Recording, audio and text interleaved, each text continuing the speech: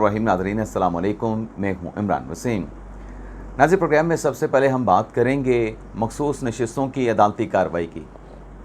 आप जानते हैं कि आज जुमे का दिन है और आज सुन्नी इत्तेहाद कौंसिल के वकील रहनुमा PTI एडवोकेट हामिद ख़ान अपने दलाइल मुकम्मल करेंगे।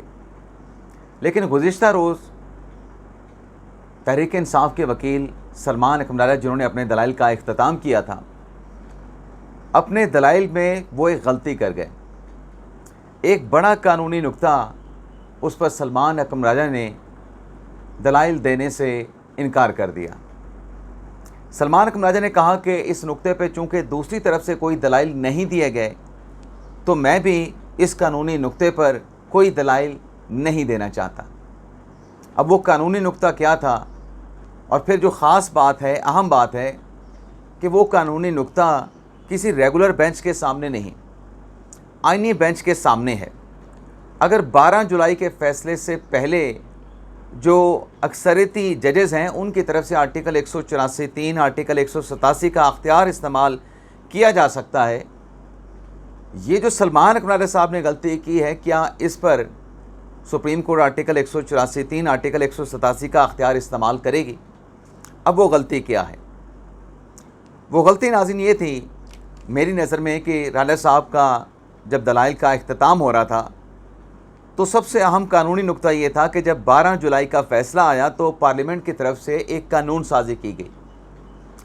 उस कानून साजी में कहा गया था कि जो एक मरतबा किसी सियासी जमात में चला जाए, अपना एफिडेविट दे दे, उस शख्स को ये मौका नहीं दिया जा सकता, चाहे अदालत का ऑर्डर क्यों ना मौजूद हो, कि वो उस सियासी जमात में अपनी शमूलियत को छोड़ के दूसरी सियासी जमात में जाने का उसको मौका फराहम किया जाए। अब जब राणा साहब की दलाइल चल रहे थे और ये नुक्ता जो है उन्होंने डिस्कस करना था, इस पे दलाइल देने थे, लेकिन सिर्फ उन्होंने इतना कहा कि चूँकि जो एप्लीकेंट साइड है, नज़रसानी के जो दरख्वास्त गुज़ार हैं, उनके वकला की तरफ से इस नुक्ते पे कुछ आर्गू नहीं किया गया तो मैं भी आर्गू नहीं करूँगा। अब नाज़रीन, हकीकत यह है कि जो रिव्यू पटिशन सुप्रीम कोर्ट में दायर हुई हैं, उन पटिशन में इस नुक्ते का ज़िक्र किया गया है कि पार्लियामेंट की कानून साजी के बाद, इलेक्शन एक्ट में तरमीम के बाद जिन लोगों को सुन्नी इत्तेहाद कौंसिल से निकल के तहरीक इंसाफ में जाने का मौका दिया गया, ये लोग सुन्नी इत्तेहाद कौंसिल को छोड़ के तहरीक इंसाफ में नहीं जा सकते थे। अब इस पे अटॉर्नी जनरल साहब ने भी दलाइल देने हैं, उनकी अभी बारी रहती है दलाइल देने की। तो ये मेरे ख्याल से इस नुक्ते के ऊपर राजा साहब को दलाइल देने चाहिए थे। और दो जो उन्होंने एतराफ़ किए राजा साहब ने, एक तो उन्होंने कहा कि हमारी अपनी कन्फ्यूजन थी, हमारे पार्टी के उम्मीदवारों की जानिब से जो नॉमिनेशंस पेपर में लिखा गया, PTI नज़रियाती और 41 कैंडिडेट्स ने अपने नॉमिनेशन पेपर में आज़ाद लिखा, ये हमारी गलती थी, हमारी मिसअंडरस्टैंडिंग थी। तो जहाँ एक तरफ राजा साहब ये बात कर रहे हैं कि आईनी इनराफ हुआ है, दूसरी तरफ जब अपनी गलती का, अपनी गलतफहमी का एतराफ़ करते हैं तो फिर उनके दलाइल में कंट्राडिक्शन आ जाती है। तीसरा अहम नुक्ता, 41 अरकान ने आज़ाद लिखा है, उनको सुन्नी इत्तेहाद कौंसिल में शमूलियत के बाद आइन के किस आर्टिकल के तहत ये मौका दिया गया कि वो दोबारा से PTI में चले जाएं, और जो मयाद है कॉन्स्टिट्यूशन में दी गई 3 दिन की, उसको बढ़ा के 15 दिन करना, इस पर भी वो अदालत को सेटिस्फाइड नहीं कर पाए हैं। अब आज इस केस में हामिद ख़ान साहब ने जो गुज़िश्ता रोज़ दलाइल दिए थे, उस पर भी बेंच की तरफ से उनको टफ टाइम दिया गया था। हामिद ख़ान साहब ने कल कुछ हक़ाइक़ रखे थे, वो हक़ाइक़ उन्होंने कल कंक्लूड कर लिए थे। आज कानूनी नुक्ते पे हामिद ख़ान साहब ने दलाइल देने हैं। 9:30 बजे अदालती कार्रवाई का आगाज़ होना है और आज की प्रोसीडिंग में जो 2 चीज़ें हामिद ख़ान साहब डिस्कस करेंगे, कानूनी नुकात, तो उनके ज़ाहिर सी बात है कि अपनी जगह पे वो उसके ऊपर आर्गू करेंगे, लेकिन उन्होंने एक CMA दायर की थी जिसमें कुछ अखबारी तराशे जमा करवाए गए थे। वो अखबारी तराशे क्या थे कि जो साबिक़ कमिश्नर रावलपिंडी हैं उन्होंने ये कहा था कि 8 फरवरी 2024 के इलेक्शन में धांधली हुई है। अब वो जो उनका स्टेटमेंट था साबिक कमिश्नर रावलपिंडी का, उनके बयान के अखबारी तराशे फ़ोटो कापी करवा के डॉन अखबार का, एक्सप्रेस अखबार का, जंग अखबार का वो अदालत के सामने पेश किए गए हैं।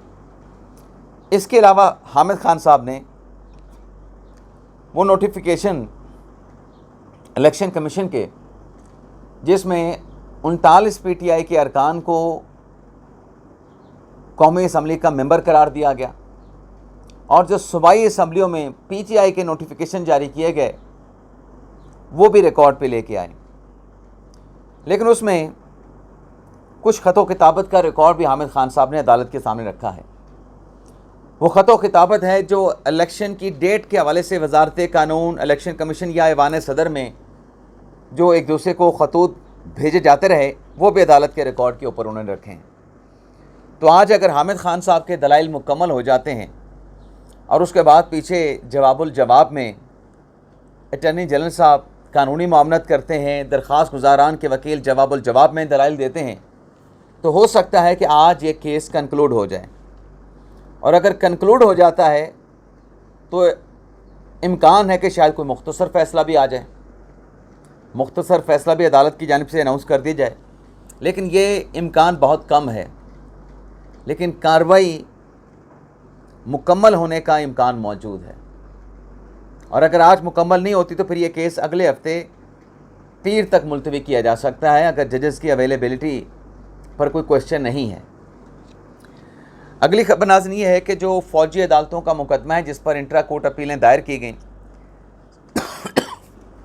7 रुकनी बेंच ने फैसला दिया था 7 मई को, उस पर एतजाज़ अहसन साहब ने भी, पीपल्स पार्टी के रहनुमा एतजाज़ अहसन ने अपने वकील लतीफ़ खोसा के ज़रिए इंट्रा कोर्ट अपील दायर कर दी है कि 7 मई का फ़ैसला कलअदम करार दे कि जो मिलिट्री कोर्ट्स में सिविलियंस के ट्रायल की इजाज़त दी गई है वो ख़त्म किया जाए और इनका ट्रायल ATC अदालत में होना चाहिए। तो ये एक रिव्यू पिटीशन भी दायर हुई है।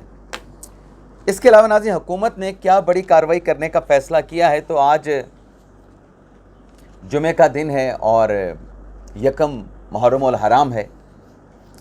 तो मुहर्रम के महीने में जो सिक्योरिटी होती है उसको बीफ अप किया जाता है, बाकायदा उसका प्लान तरतीब दिया जाता है।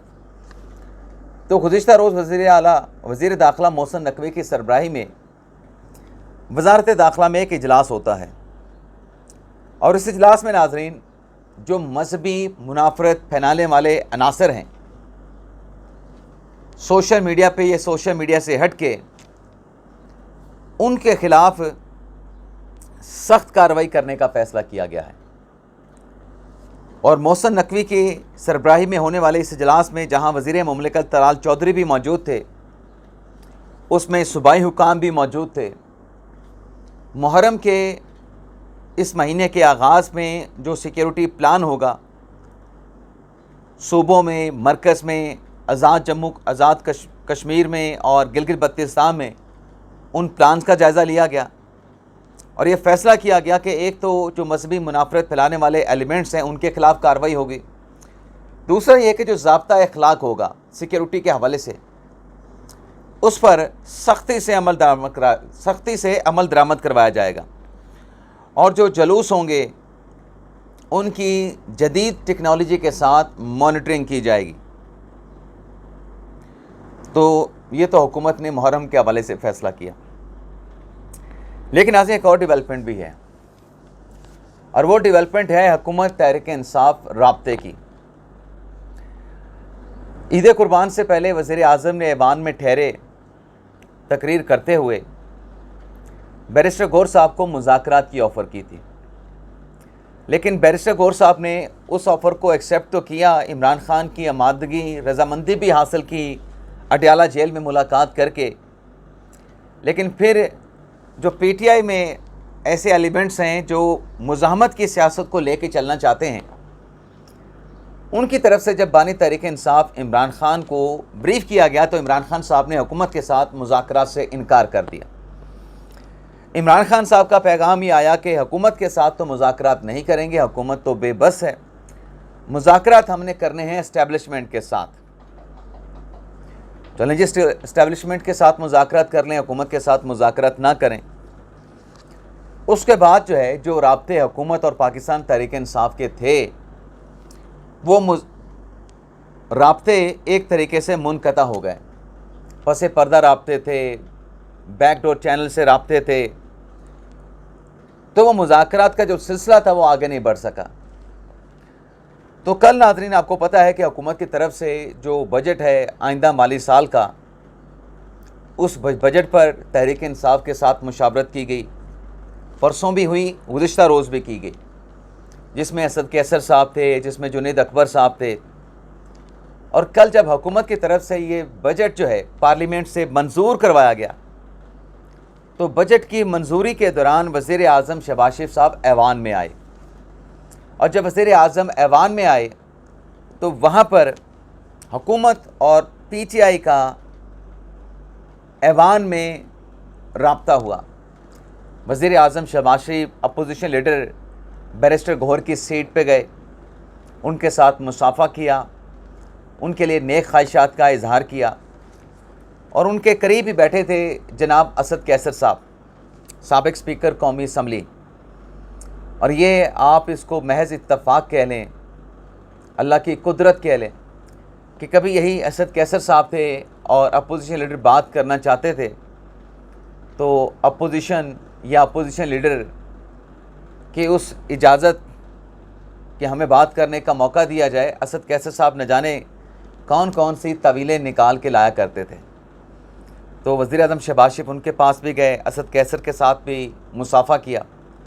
और फिर वज़ीर आज़म ने बिलावल भुट्टो ज़रदारी और दीगर जो अरकान असम्बली मौजूद थे, जो उनके करीब आए वज़ीर आज़म के पास, उनके साथ में मुसाफ़ा किया।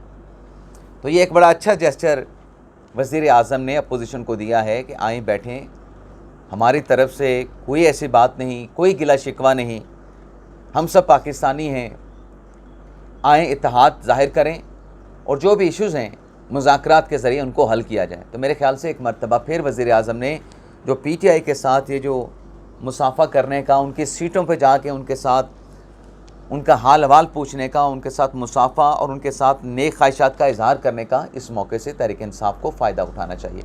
बाकी रिज़र्व सीटों की जो अदालती कार्रवाई आज की होगी, नेक्स्ट वीडियो लॉग में उसकी डिटेल आपके साथ हम शेयर करेंगे। इजाज़त चाहते हैं, अल्लाह हाफ़िज़।